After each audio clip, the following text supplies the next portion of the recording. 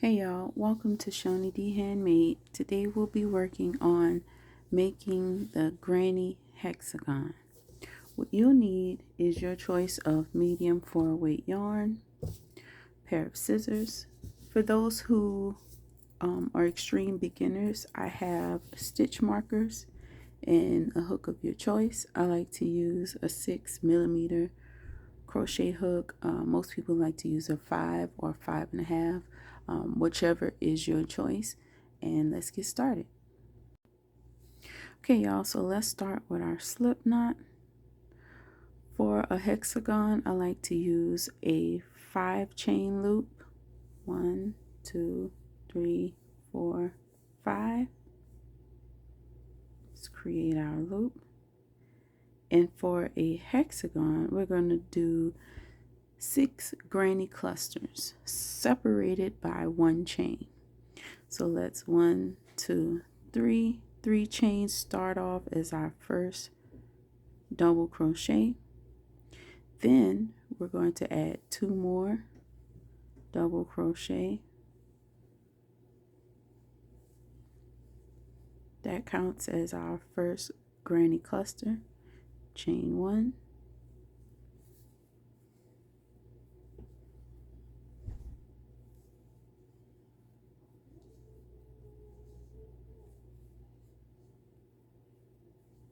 Second granny cluster, chain.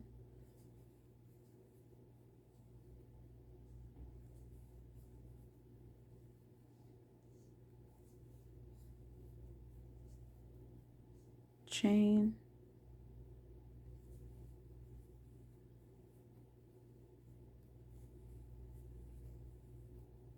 Same as our granny square and pentagon, same concept, except we're doing 6 corners. So that's 1, 2, 3, 4. Feel free to push those stitches back so that everything fits.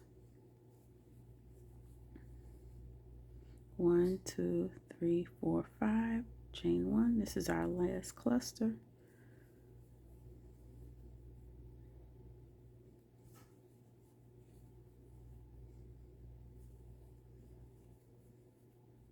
Okay, and because I chain 1 for all of the corners, I'm going to go ahead and single crochet to the top of the 3 chains, and then we're going to move on to the next row. Okay, so for the absolute beginners, this is where I'm going to start using the stitch markers. Okay, each chain 1 space is going to be a corner. Each corner is 2 granny clusters separated by 1 chain. So let's get started. Let me show you what that looks like. It's chain 3 for our first double crochet. Remember, we're starting off with half of the first corner. And we're going to end this row with the other half of this this corner. Chain 1. 1 granny cluster here.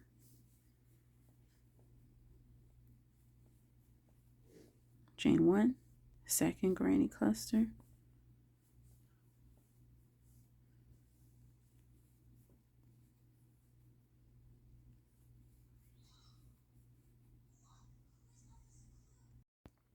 Okay, so since we just made this first corner, let's set a stitch marker in that corner.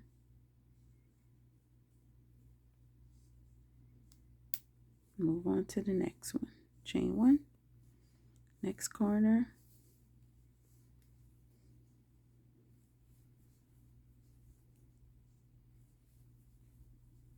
Chain 1. Another cluster.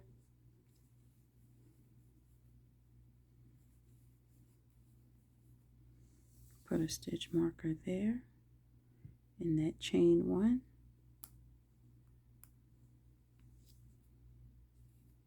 Move on to the next corner.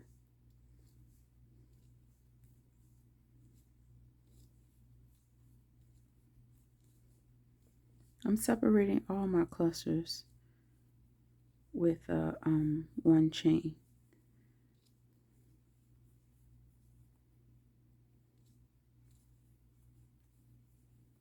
Okay, stitch mark in that corner, chain one, move on to the next one.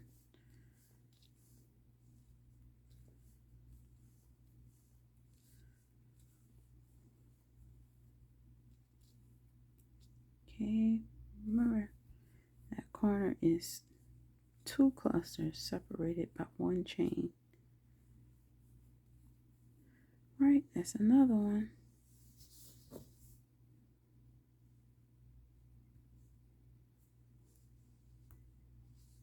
Okay, chain one. See the shape taking place?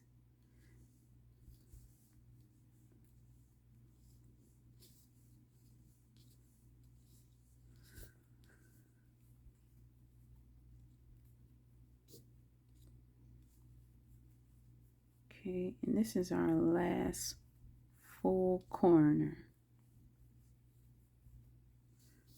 Put a stitch marker in there. Chain one. And this is the first beginning where we started with only one cluster for that first corner. So we're going to finish it with the second one.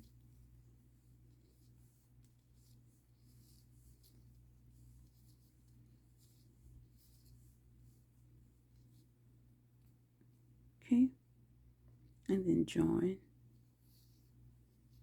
with the single crochet. Look at that. Okay, this was our first one. I'm not going to put a marker there because this is where we start and end. So we know we start on half a corner and end on the other half.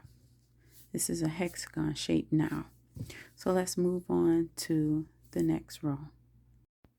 Okay, so our third row, this is the reason why we set our stitch markers on the second row. So because now the sides are going to consist of only one cluster, as opposed to our corners having 2 clusters. And so that we don't lose where our corners are, we want to at least put a marker for those of us who are just beginning to tell us when we're going to put 2 clusters. That way we keep our shape throughout our entire hexagon. So let's start. Chain 3. Then we're going to go back inside of there and put 2 double crochet. Chain 1. Then we go into the side right here, put 1 cluster,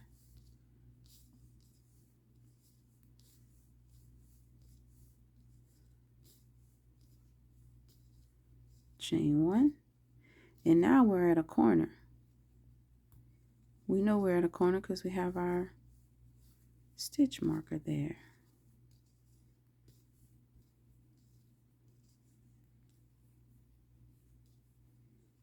Chain 1 and our second cluster for a corner.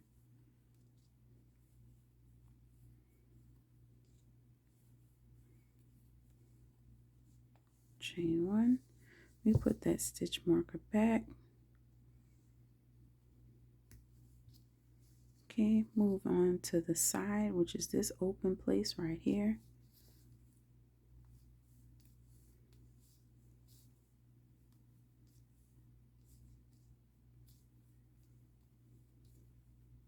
Chain 1. Now we're back at another corner where the stitch marker is. Stick it out for a second and put our cluster chain cluster for a corner.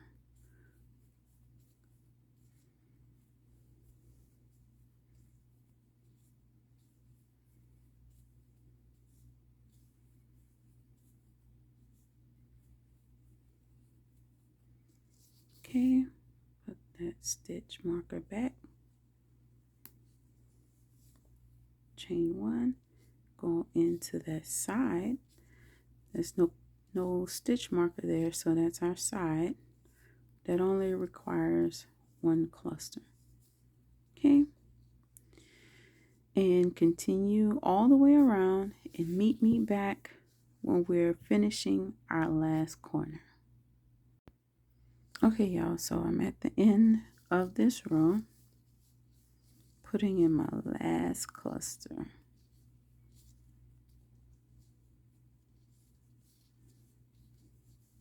And I'm going to close it out single crochet. Okay. Very neat, very nice. We still have our corners, 1, 2, 3, 4, 5, 6. Now this last row, I'm going to do just a couple sides with you. I'm sure that you got it by now. But just know that we have a corner here, then a side, another side, cluster, one here, one there in the opening. Then we come up on another corner, then one side cluster here, another side cluster here. Just know that every row that you move up to is going to increase how many clusters you're going to put into your side. Is going to increase these gaps. Okay, so let me show you what that looks like. Chain 3.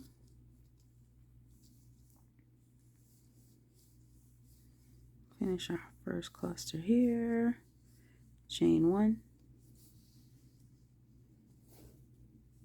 Okay, then we go into this gap here in the side and put one cluster. Chain 1. Then we have another side opening.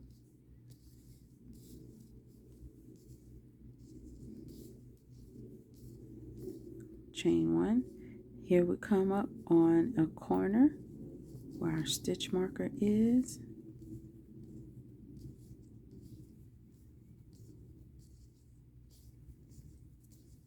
Chain 1. Remember, our corner is 2 granny clusters.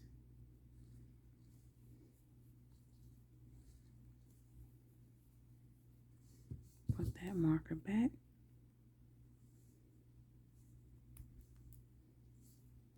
Chain 1.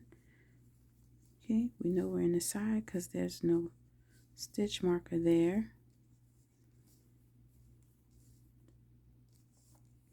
Chain 1, another cluster, chain 1, and here we go. We're in another corner.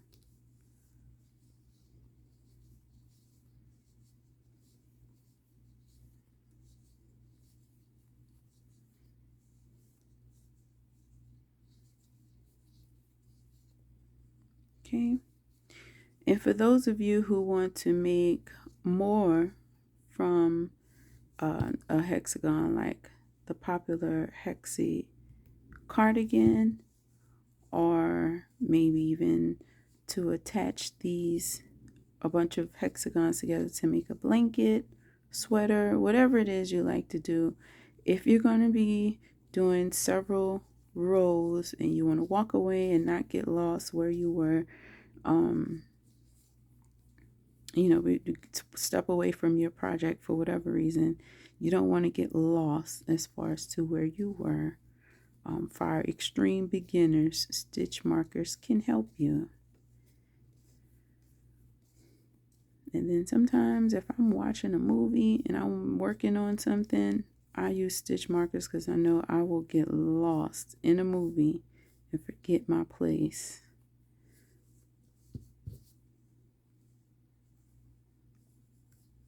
So stitch markers can help you.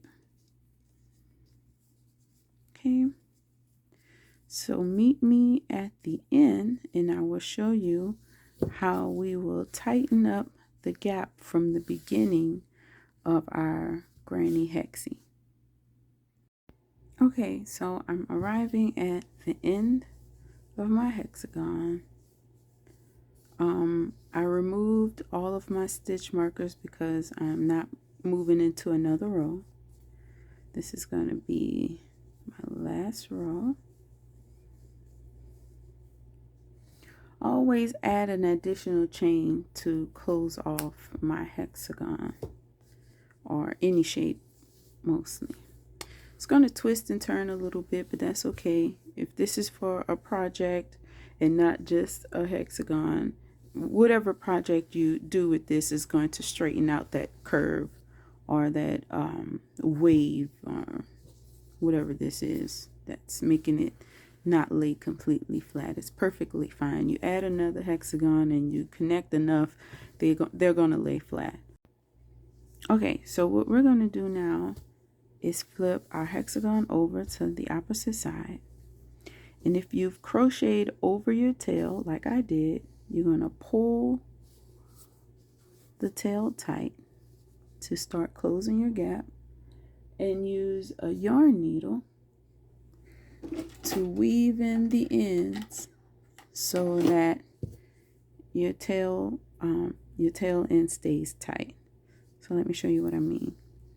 Weave into here where you first began your hexagon. Continue in that circle, that 5 chain loop. Weave through the circle. I like to weave through all the way back to the beginning. Sometimes I like to weave through twice,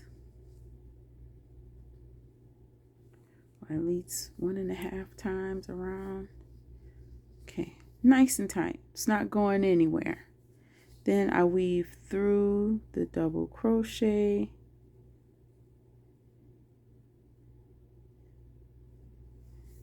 and I stop before I'm at that last row. Snip off my tail here,